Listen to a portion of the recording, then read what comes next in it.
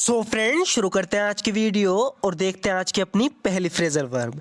So friends यहाँ पर ये अपनी माँ से पूछ रही है कि क्या मैं अपने दोस्त के घर सो सकती हूँ।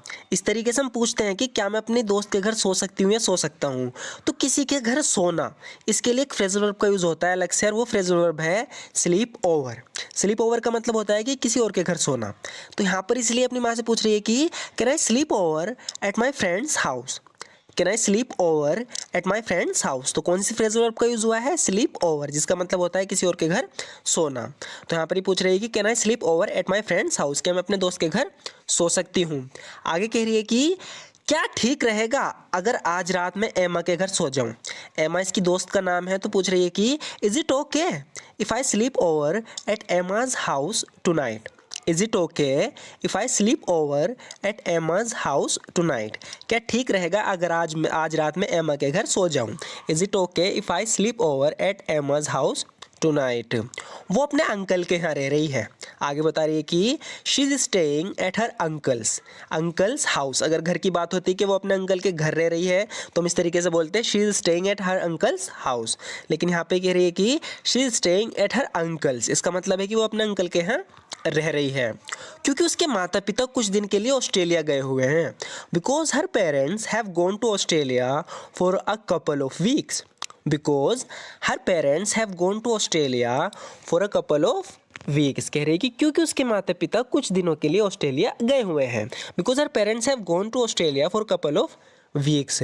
उसने मुझे आज रात अपने घर सोने के लिए इनवाइट किया। इस इंग्लिश में बोलेंगे she invited me to sleep over at her house tonight. She invited me to sleep over at her house tonight, यानी उसने मुझे आज रात अपने घर सोने के लिए आमंत्रित किया, यानी इनवाइट किया।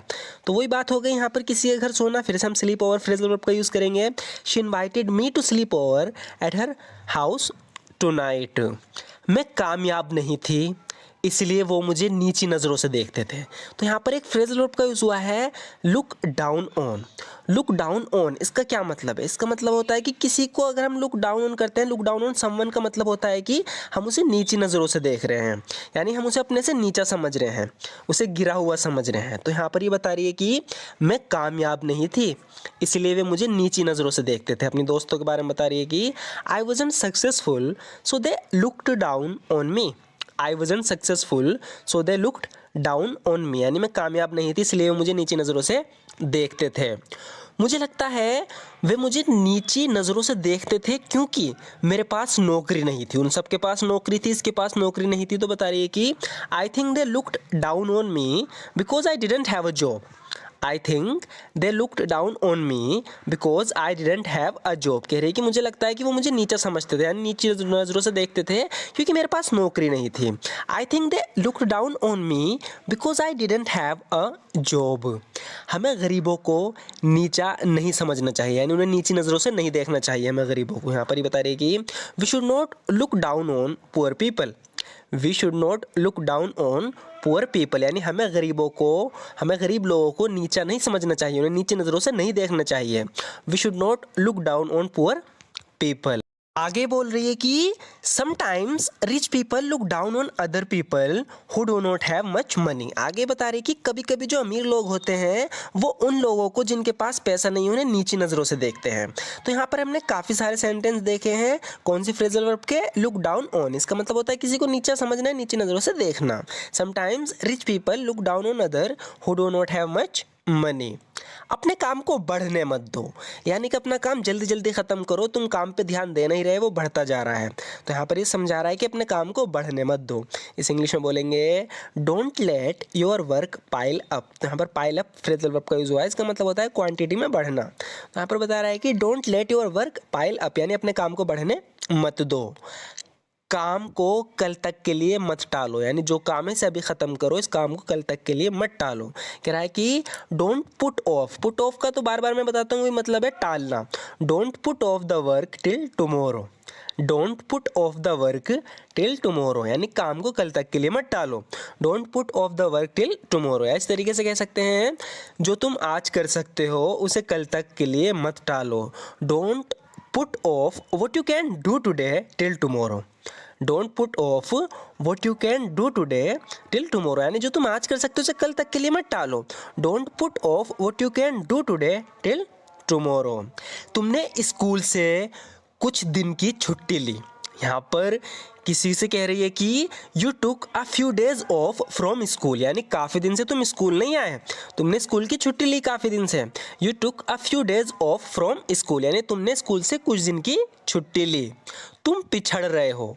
पिछड़ रहे का मतलब है कि तुम अपने क्लास वालों से पीछे हो रहे हो, क्योंकि वे पढ़ रहे हैं, वे रोज़ आ रहे हैं, तुम छुट्टी ले रहे हो। इसका मतलब है कि तुम उनसे पीछे होते जा रहे हो। You are lagging behind. You are lagging behind यानी तुम पिछड़ रहे हो, पीछे हो रहे हो। यू आर लेगिंग बिहाइंड, तो लेग बिहाइंड का यहाँ पर यूज़ हुआ है। तुम निश्चित रूप से अपने साथियों से पीछे नहीं रहना चाहते, यानी कि ये बात तो सच है कि तुम सच में अपने जो साथी हैं, जो तुम्हारे क्लासमेट्स हैं, उनसे पीछे नहीं रहना चाहते। You certainly don't want to lag behind your classmates. You certainly don't want to lag behind your classmates, यानी तुम निश्चित रूप से अपने साथियों से पीछा नहीं रहना चाहते। तुम्हें अपनी क्लास की बराबरी करने के लिए मेहनत से पढ़ाई करनी होगी। अब यहाँ पर ये कहना चाह रही है कि तुमने काफ़ी दिन की छुट्टी कर ली, इसका मतलब है कि तुम पीछे हो गए। अपने क्लासमेट से जितने भी तुम्हारे साथी थे वे सब आगे निकल गए, तुम पीछे हो गए। तो अब यहाँ पर ये कह रही है कि तुम्हें अपनी क्लास की बराबरी करने के लिए, यानी उनके बराबर पहुँचने के लिए मेहनत से पढ़ाई करनी होगी। इसे इंग्लिश में बोलेंगे you have to study hard to catch up with your class. Catch up with का यूज़ हुआ है यहाँ पर, यानी कि जो रह गया है उसे पूरा करना, यानी बराबरी करना। जैसे कि यहाँ क्लास की बराबरी करना, यानी जो काम छूट गया उसे पूरा करके अपने साथियों के बराबर आना। You have to study hard to catch up with your class. तुम्हें अपनी क्लास की बराबरी करने के लिए मेहनत से पढ़ाई करनी होगी। नेक्स्ट देखते हैं फ्रेंड्स, यहाँ पर ये बोल रही है कि मैंने उसके शादी के प्रस्ताव को ठुकरा दिया, यानी किसी लड़के ने इसको प्रपोज किया था इससे शादी करने के लिए, यानी इसके सामने प्रस्ताव रखा था कि मुझसे शादी कर लो, लेकिन इसने उसके प्रस्ताव को ठुकरा दिया। तो ठुकराने के लिए हम फ्रेजल वर्ब का यूज़ करेंगे टर्न डाउन का। तो कह रही है कि I turned down his marriage proposal. I turn down his marriage proposal, यानी मैंने उसके शादी के प्रस्ताव को ठुकरा दिया। I turn down his marriage proposal. उसने मुझे ऑस्ट्रेलिया की ट्रिप का ऑफ़र दिया था, लेकिन मैंने ठुकरा दिया। यहाँ पर इसे कोई ऑफ़र मिला था कि तुम ऑस्ट्रेलिया जाओ ट्रिप पे, लेकिन इसने उस ऑफ़र को ठुकरा दिया। तो यहाँ पर बता रहा है कि he offered me a trip to Australia but I turn it down. बता रहा है कि उसने मुझे ऑस्ट्रेलिया की ट्रिप का ऑफ़र दिया था, लेकिन मैंने ठुकरा दिया। He offered me a trip to Australia but I turn it down. उसने मुझे ऑस्ट्रेलिया की ट्रिप का ऑफ़र दिया था, लेकिन मैंने ठुकरा दिया। सो फ्रेंड्स, आज की वीडियो में बस इतना ही। और इस वीडियो में हमने काफ़ी फ्रेजल वर्ब देखी हैं जिनका हम काफ़ी यूज़ करते हैं।